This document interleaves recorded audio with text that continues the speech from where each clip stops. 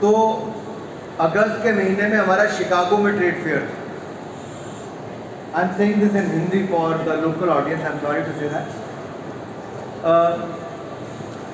1997 में जब मैं पहली बार अपने ट्रेड फेयर के लिए शिकागो गया मैकॉमिक प्लेस पे, तो उस हार्डवेयर ट्रेड फेयर में जहाँ मैंने एक अखबार को उठाकर देखा तो 15 अगस्त के आसपास वो ट्रेड फेयर लगा था।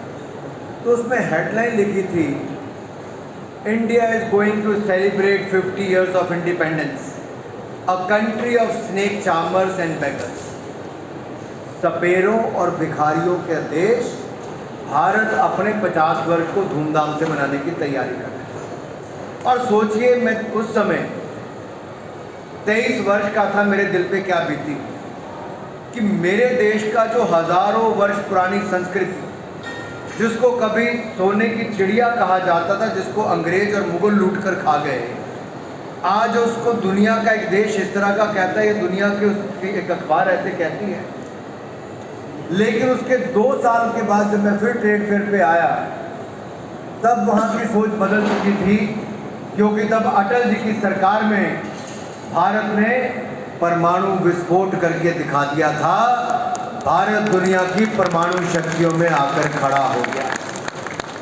और यही नहीं, तब तक कारगिल के युद्ध में भारत ने पाकिस्तान की सेना और घुसपैठियों को मारकर भगा दिया था। टाइगर हिल पर कैप्टन विक्रम बत्रा ने तिरंगा झंडा फिर से फहरा दिया था। और उसकी सबसे बड़ी बात यह थी कि उस समय के अमेरिका के राष्ट्रपति ने अटल जी को कहा कि आप यहाँ आ जाओ तो मैं युद्ध समाप्त कर दूंगा। अटल जी ने कहा, मैं तब तक देश से बाहर कदम नहीं रखूंगा जब तक एक एक घुसपैठियों को भारतीय सेना निकालकर बाहर नहीं फेंक देती। ये उस समय की हमारी नेतृत्व था। और उस समय भारत के ऊपर प्रतिबंध लगे हुए थे कि परमाणु विस्फोट करने के बाद दुनिया भर से इकोनॉमिक सैंक्शंस लगी थी। भारत तब भी नहीं झुका था, भारत आज भी नहीं झुकेगा।